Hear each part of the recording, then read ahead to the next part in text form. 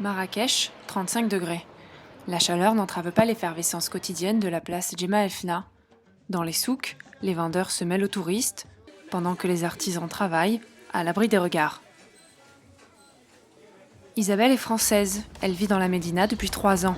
Elle fait partie de cette clientèle occidentale sensible aux produits de qualité. L'atout décor de son riad, les tapis. Là, ça a été un coup de cœur pour les couleurs et pour le travail. Mais il est trop grand. Et c'est pas un tapis de sol, c'est un tapis qui va plutôt au mur. Donc c'est toujours le même travail, hein. Tout un travail de tissage. S'il y a la qualité, bon, déjà les gens reviendront chez eux parce qu'ils seront satisfaits.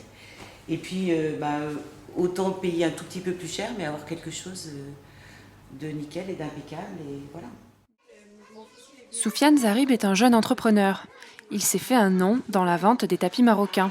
Sa cible, les acheteurs occidentaux, des particuliers ou des entreprises. C'est le fournisseur principal d'Isabelle.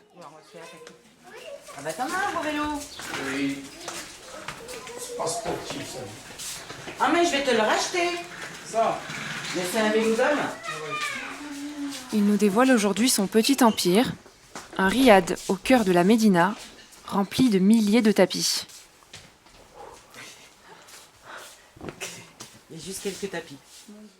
Du tapis berbère, rural, venu des montagnes du Haut-Atlas, aux créations plus modernes et urbaines, tous sont faits main, réalisés par des artisans marocains.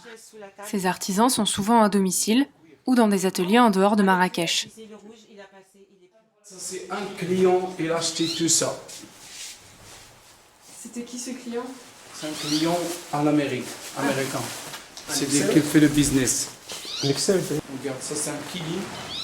C'est ma création. Il est très beau. Ça c'est une Mais création. il est un peu grand, hein. Oui, 4/3. Ouais, c'est l'appartement. C'est moi que je veux j'ai dit les motifs, comment elle peut faire. Et est-ce qu'il y a une technique pour reconnaître dans le souk un tapis marron? Ça, les gens de souk, ils ne connaissent pas ce style-là. Chez moi ici, je ne laisse pas mes concurrents ou un Marocain qui rentre chez moi ici, non, interdit. Pour toujours copier. Il y a des choses ici qui même des bazaristes qu'ils ne connaissent pas. En 10 ans, les exportations ont été divisées par 3. Les pièces de qualité doivent donc faire la différence. 17h, direction le souk, où se tient chaque jour la criée. Une vente aux enchères qui permet à des propriétaires de vendre leurs pièces aux bazaristes. Des entremetteurs font le tour des boutiques pour montrer les tapis en vente. Chaque bazariste, s'il est intéressé, peut faire monter le prix. Ismaël est le frère de Soufiane. Ils gèrent leur boutique dans le souk. Son objectif de la journée, repérer la pièce unique. Celui-ci attire son attention. Le tapis rouge, c'est quelque chose qu'on ne trouve pas souvent, mais c'est un tapis que c'est bien. C'est un tapis que ça vient de Hamna, c'est une région pas loin de Marrakech, 150 km, quelque chose. Et là, il va revenir pour dire le prix, c'est ça qui monte? Non, on est 2 personnes qui vont acheter le tapis rouge. Hein? Et le prix, ça monte maintenant. Chacun est dans son. Là, c'est à combien? Là, c'est à 1200 dirhams. C'était combien le départ? Le départ, c'était à 500 dirhams. Il part avec 50. Chaque fois il part, il vient avec 50. C'est différent. Moi, j'en mets 100, 1150, 1200, 1350 et le prix, ça monte. La criée terminée, les affaires entre vendeurs du souk et acheteurs occidentaux peuvent reprendre. Ces Italiens qui viennent du monde du design n'en sont pas à leur première acquisition. Molto grande e antico. Un tappeto antico in berbero. Una famiglia berbera più o meno ha 150 anni. Allora avete chiesto sì, quanto avete pagato? Circa 1000 euro. 1000 euro. Sì. E vi ha detto, la persona che ve l'ha venduto, vi ha detto per la qualità di dove veniva, vi ha rassegnato? Sì, un pochino già conoscevamo. Non è la prima volta che veniamo.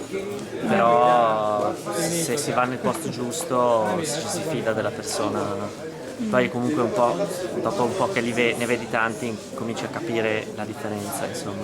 Ok. Nous retrouvons Isabelle dans le souk.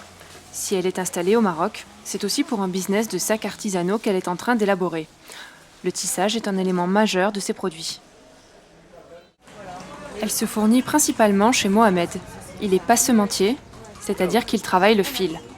Tout comme Soufiane pour les tapis, il s'est tourné vers une clientèle occidentale, plus aisée. Et ça, nous, on va détourner ça. Et normalement, c'est la passe-montée pour les coussins. Ici, quand on voit dans les salons marocains, il y a toujours des coussins avec des fonds. Et nous, on va les détourner au sac. Voilà. Ou en jus. 3 mètres de long, 25 kilos. Ouais. Je crois que c'est la plus grande. Tu vas passer dans le Guinness des records? Oui, le grand pompon au monde. Ça fait 5 jours de travail. Il est là? Non. On a déjà fait ici, mais on a envoyé par quelqu'un au théâtre à Paris. Ah, c'était pour un théâtre à Paris. Pour se différencier de ses concurrents et mieux cibler sa clientèle, Mohamed a abandonné les matières premières bon marché au profit du haut de gamme. Le fil vient d'où? De l'Indonésie. L'Indonésie. Il y en a des matières chinoises, mais pas bien. Pas très bien, d'accord. Pas très bien. Ça dure pas longtemps, c'est synthétique. C'est On ne travaille plus avec. Vous ne travaillez plus avec? Non, c'est pas bien.